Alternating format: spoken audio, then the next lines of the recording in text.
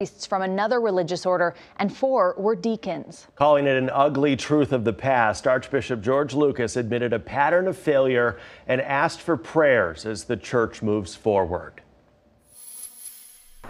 It's not possible to give a simple answer to the questions of how and why.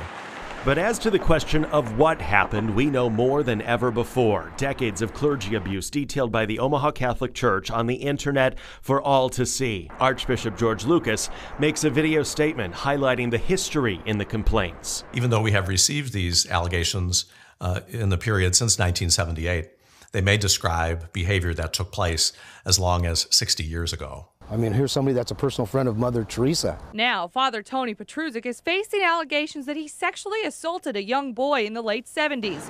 KETV Newswatch 7 reported in 2002 on a number of the priests detailed in the 2018 report. At the end of Mass, Father Thomas Selentine told parishioners that he was leaving due to health and personal issues. Then Archbishop Curtis would later reveal a history of Father Selentine's sexual abuse.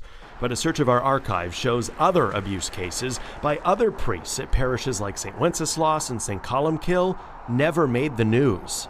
There's shame. There's pain. Deacon Tim McNeil says the Archdiocese grapples with the individual crimes of those who were supposed to spread the Catholic message. We have sinful people who acted in a sinful way. We're all sinners. And so, yeah, there's a sense of betrayal. But he also admits the institution should have done more. Going forward, every new abuse allegation will land on this website. It's an action that's joined with another apology. I'm sorry for what you have experienced in the church, and I pray that you will experience the healing that we know the Lord desires for you. The Archbishop did not make himself available to reporters today. In his video statement, he noted the church is working on updating its code of conduct for priests and other church workers. This after several recent allegations that caused the removal of priests in the Archdiocese. Just this week, the church removed Father Jim Sinnered at Creighton Prep. The school says there's an allegation of sexual misconduct against him from his time before arriving at Prep. Omaha's child advocacy group Project Harmony says it's seen an increase in calls amid the allegations. Staff say parents feel betrayed.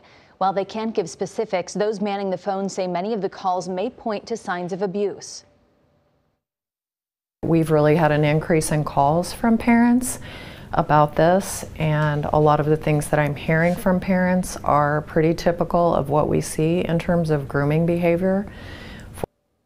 Project Harmony staff says parents should use this as an opportunity to talk to their kids about boundaries, saying no, and coming forward if something feels wrong. If you'd like to see the complete report, including the Archbishop's full statement, the names of all the priests, including the accusations against each one, it's online right now on KETV.com and in the KETV mobile app.